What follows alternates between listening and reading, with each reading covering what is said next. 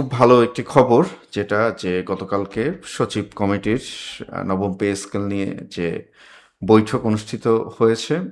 বলা হচ্ছে যে এটি সর্বশেষ বৈঠক এবং এই বৈঠকে আহ, যে 3টি পে স্কেলের সবগুলো বিষয় নিয়ে আলোচনা করা হয়েছে এবং তারা তাদের যে সুপারিশ সেই সুপারিশ চূড়ান্ত করেছেন এবং এই সুপারিশে বা এই প্রতিবেদনে সকল সদস্য অর্থাৎ সচিব কমিটির সকল সম্মানিত সদস্য স্বাক্ষর করেছেন। সর্বোচ্চ বেতন বৃদ্ধি, বিস্তারিত এটা নিয়ে আলোচনা করব, তবে একটু ধারণা দিয়ে যাই। সেটা হচ্ছে যে সর্বোচ্চ বেতন বৃদ্ধি 100%, অর্থাৎ 11 থেকে 20তম গ্রেডের দিকে বেতন বৃদ্ধির সুপারিশ 100%। এর উপরের দিকে অর্থাৎ 10ম থেকে প্রথম গ্রেড পর্যন্ত বেতন বৃদ্ধি এটা 90 থেকে 95% হতে পারে। এখন প্রশ্ন হলো গেজেট কবে প্রকাশিত হবে? তো গেজেট এই যে প্রতিবেদনটি, এই প্রতিবেদনটি মন্ত্রিপরিষদে উপস্থাপন করা হবে। মন্ত্রিপরিষদ যদি কোনো সুপারিশ থাকে সেটার পরে সেটা মাননীয় প্রধানমন্ত্রীর কাছে বরাবর উপস্থাপন করা হবে। মাননীয় প্রধানমন্ত্রীর চূড়ান্ত অনুমোদন দিলে তারপর গেজেট প্রকাশিত হবে। তো এই সংক্রান্ত যে নিউজগুলো আছে সেই নিউজগুলোর সামারি বা সেই নিউজগুলোর মূল বিষয়বস্তুগুলো একটু দেখে আসি।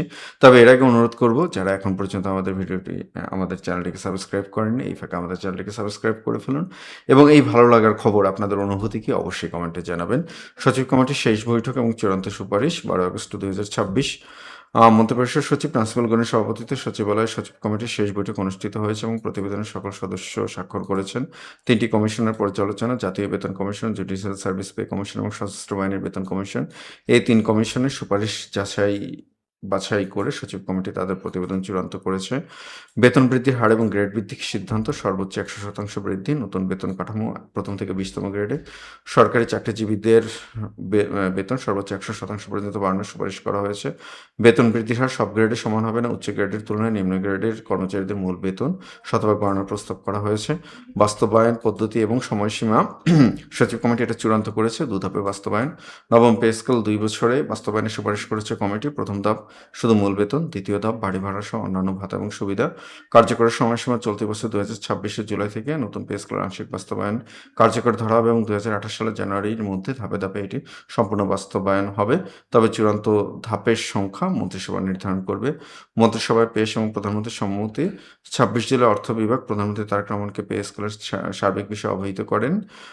প্রধানমন্ত্রীর সম্মতি নিয়ে আগামী সপ্তাহের মধ্যে অথবা চলতি মাসের শেষের দিকে সুপারিশের খসড়া মন্ত্রিসভার বৈঠকে উপস্থাপনের প্রস্তুতি নিচ্ছে অর্থ বিভাগ। জুডিশিয়াল সার্ভিস এবং মন্ত্রী পর্যায়ের কমিটি 13 আগস্ট 2026।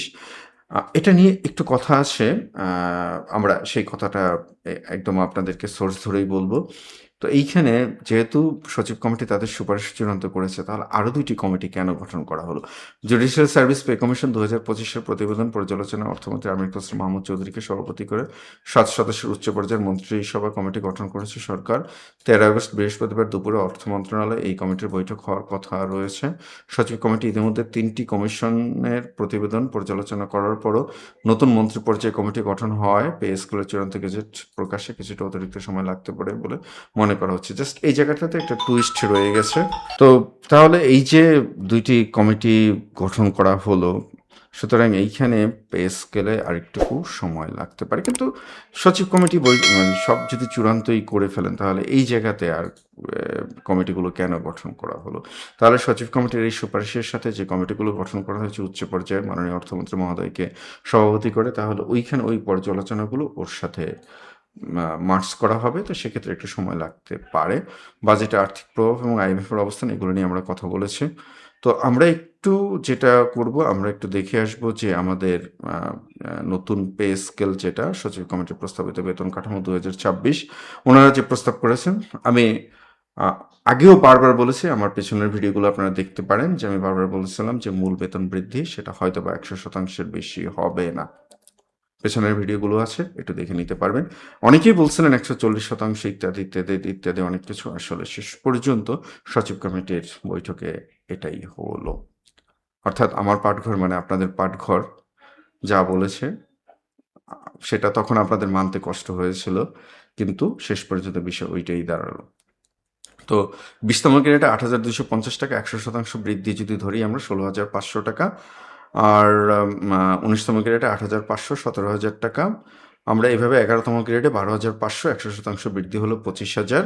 ১০ম গ্রেডে আমরা ৯০% বৃদ্ধি যদি ধরি তাহলে ৩০,৪০০, ৯৫% বৃদ্ধি ধরলে ৩১,২০০। নবম গ্রেডে ২২,০০০, যদি ৯০% বৃদ্ধি ধরি তাহলে ৪১,৮০০, ৯৫% বৃদ্ধি ধরলে ৪২,৯০০। অষ্টম গ্রেডে ২৩,০০০, যদি আমরা ৯০% বৃদ্ধি ধরি তাহলে ৪৩,৭০০, ৯৫% বৃদ্ধি হলে ৪৪,৮০০।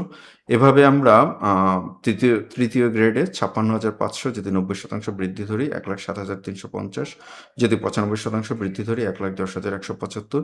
প্রথম বা গ্রেড 1 ৭৮,০০০ টাকা, যদি ৯০% বৃদ্ধি ধরি তাহলে ১,৪৮,২০০, যদি ৯৫% বৃদ্ধি ধরি ১,৫২,১০০। তো এটা হলো মোটামুটি অনুমিত পে স্কেল, মোটামুটি এর কাছাকাছি হবে। তো এই পে স্কেল বা এই বৃদ্ধিটা আমি জানি আপনাদের মনোভূত হয়নি, কিন্তু একদম না হওয়ার থেকে আমার মনে হয় কিছুটা হওয়াটাও ভালো। আশা করি সবাই এটার সাথে একমত পোষণ করবেন। কারো কারো হয়তো ভিন্নমত থাকবে, মতামতগুলো অবশ্যই জানাবেন। এখন আমরা একটু ওই নিউজটা দেখে আসব যে যেইখানে যে মতামতটা বলা হয়েছিল, বেতন কমিশন সুপারিশ পর্যালোচনায় গত ২১শে এপ্রিল মন্ত্রিপরিষদ সচিব নাসিমুল গুণের নেতৃত্বে ১০ সদস্যের একটি কমিটি গঠন করা হয়। এই কমিটি দীর্ঘ ৪ মাসের পর্যালোচনা শেষে গতকাল চূড়ান্ত সুপারিশ প্রতিবেদন তৈরি করে, কিন্তু গত বৃহস্পতিবার জুডিশিয়াল সার্ভিস পে কমিশন ২০২৫-এর প্রতিবেদন পর্যালোচনা এবং সুপারিশ প্রণয়নে অর্থমন্ত্রী আমির খসরু মাহমুদ চৌধুরীর নেতৃত্বে ৭ সদস্যের একটি কমিটি গঠন করেছে সরকার। ফলে সচিব কমিটির প্রতিবেদন চূড়ান্ত করলেও মন্ত্রী পর্যায়ের কমিটির কারণে নবম পে স্কেল বাস্তবায়নে আরও দেরি হতে পারে। জাস্ট এই জায়গাটাতে একটু কনফিউশন রয়ে গেছে এবং এই জায়গাটাতে একটু টুইস্ট রয়ে গেছে যে তাহলে যেহেতু সচিব কমিটি তাদের সুপারিশ চূড়ান্ত করেছেন, তাহলে আবার নতুন করে একটি কমিটি গঠন করা হলো, যেহেতু এটি উচ্চ পর্যায়ের কমিটি মাননীয় অর্থমন্ত্রী মহোদয়ের নেতৃত্বে। তো সুতরাং এই কমিটির সুপারিশ গুরুত্বপূর্ণ একটি সুপারিশ। তাহলে এখন এই দুইটি কমিটির সুপারিশ এক হয়ে, অর্থাৎ মন্ত্রী কমিটির সুপারিশ এবং সচিব কমিটির সুপারিশ, সচিব কমিটির এই সুপারিশ এক হয়ে তারপর সেটা হয়তো বা চূড়ান্ত করা হবে। তো সেক্ষেত্রে কিছুটা সময় লাগতে পারে। এখন আজকে হয়তো জুডিশিয়াল সার্ভিস কমিশনের মন্ত্রী পর্যায়ের যে কমিটি, সেই কমিটির বৈঠক অনুষ্ঠিত হওয়ার কথা আছে। আমরা হয়তো বিকেলের দিকে বা রাতের দিকে আপডেট জানতে পারবো। তো প্রিয় সহকর্মীরা, অবশেষে সচিব কমিটির চূড়ান্ত সুপারিশ আমরা পেতে যাচ্ছি, অর্থাৎ সুপারিশ প্রতিবেদন আমরা পেতে যাচ্ছি। এখন আর মাত্র কয়েকটা ধাপ বাকি।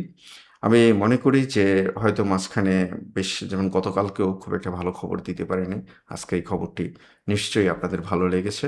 হয়তো বেতন বৃদ্ধির যেই শতাংশ আপনারা চেয়েছিলেন সেই শতাংশ আপনারা পাননি, তবুও তারপরও আমরা তো একটা পে স্কেল পাচ্ছি অবশেষে।